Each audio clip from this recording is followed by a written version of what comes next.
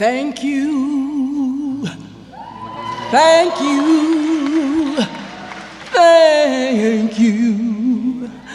Oh my goodness. Good morning, Wheaties. One and all. Thank you for this honor. I grew up in the woods of Georgia. At the age of 7 years old, I almost drowned in the lake when my grandmother let go of me in the water. Kick your legs! Move your arms, Rose! She shouted to me. I kicked as hard as I could, but I went under like a heavy rock, swallowing tons of lake along the way. I was afraid of drowning for the rest of my young life.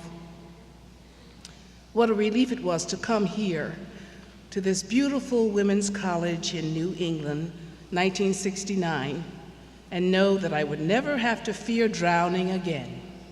Of course, I didn't know that I would have to pass a swimming test in order to graduate.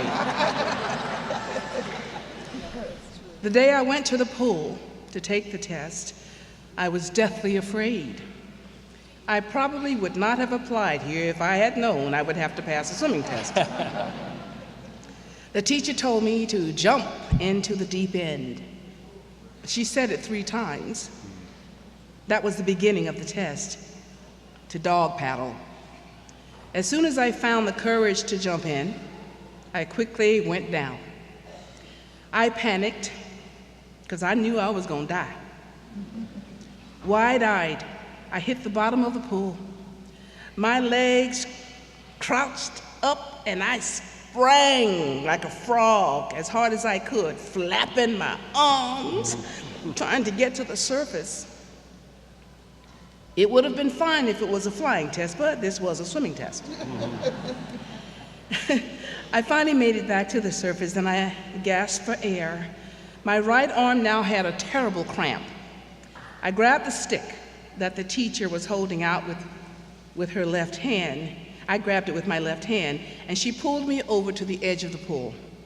Trembling with fear, I thought for sure, having been so traumatized, she would immediately see no hope and excuse me. But she looked down into my eyes with a stern face and said, "No one graduates from Wheaton College without passing the swimming test." I spent the next 4 years learning every stroke imaginable. The side stroke, the frog, the backstroke, floating on my back. By senior year, I calmly passed the required swimming test.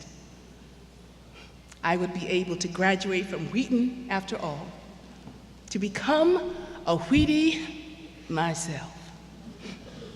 The lesson in this, it turns out I wasn't afraid of swimming after all. I was afraid of sinking and drowning. With so many odds already against me, I was afraid of sinking and drowning. Every time you get that sinking feeling, just realize that what you really need to do is learn how to stay afloat so you can swim unafraid with yourself, with yourselves, and with all kinds of people in win-win ways. You got that? You got it? Okay then, see you in the pool.